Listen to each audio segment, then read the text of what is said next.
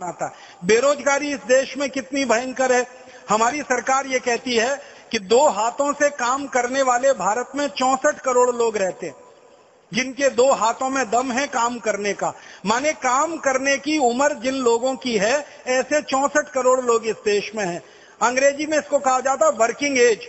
हमारे देश में जिनकी काम करने लायक उम्र है वो 64 करोड़ है, और इनमें से सम्मानजनक काम सिर्फ 3.5 करोड़ लोगों को ही मिल पाया है आजादी के 63 साल में।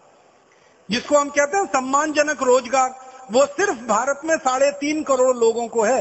64 करोड़ लोगों में से 3.5 करोड़ लोगों को ही सम्मानजनक काम है, बाकी के लोगों को तो सम्मानजनक काम ही नहीं है इस देश में। और ये 3.5 करोड़ लोग कौन है? बैंकों में काम करने वाले, बीमा कंपनियों में काम करने वाले, सेना में काम करने वाले, वायुसेना में, नौसेना में, जल सेना में, थल सेना में, सरकार के पब्लिक सेक्टर में, राज्य सरकार में, कुल मिलाकर सरकारी स्तर पर काम करने वाले 3.5 करोड़ हैं। बाकी के लोगों के रोजगार की कोई व्यवस्था नहीं है। किसी को साल में 3 महीने काम मिलता है, किसी को साल में 2 महीने काम मिलता है, किसी को ठेला चलाना है, किसी को रेहड़ी लगानी है, किसी को सड़क के फुटपाथ पर बैठकर अपना माल बेचना है, वो भी शांति से नहीं बेच सकता। पुलिस वाले आते हैं, डंडा मार के कभी भी भाग जाते हैं, पुलिस वाले आते हैं, पैसे वसूल के कभी भी चले जाते हैं। तो सड़क पर ठेली लगाने वाले, रेहड़ी लगाने वालों को भी कोई सरकार इस देश में सम्मानजनक काम नहीं दे पाती है। किसानों का हाल इतना खराब है, आपने परम पूजनीय स्वामी जी के मुख से सुना, मात्र 40% खेत को ही पानी मिल पाया है, 60% खेती बिना पानी के है। भगवान ने पानी दे दिया तो खेती हो जाएगी, बारिश समय पर हो गई तो खेती हो जाएगी, बारिश नहीं हुई तो खेती नहीं हो पाएगी। इतना बुरा हाल खेतों का है। बहुत दर्दनाक बात मैं आपसे कहना चाहता हूं कि भारत की 60% खेती पानी के बिना है, भगवान के भरोसे है, प्रकृति के भरोसे है। अगर बारिश हो जाए तो ठीक है, नहीं बारिश हो पाए तो गांव से लोग उजड़ना शुरू हो जाते हैं।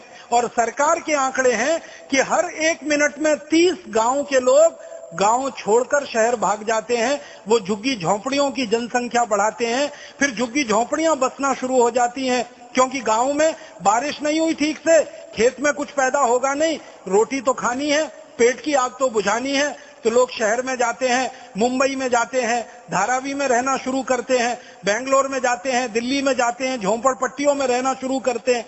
और बहुत दुख से कहना पड़ता है कि मुंबई, दिल्ली, मद्रास, हैदराबाद, सिकंदराबाद जैसे बड़े शहरों में 65% आबादी झुग्गी झोंपड़ियों में रहती है।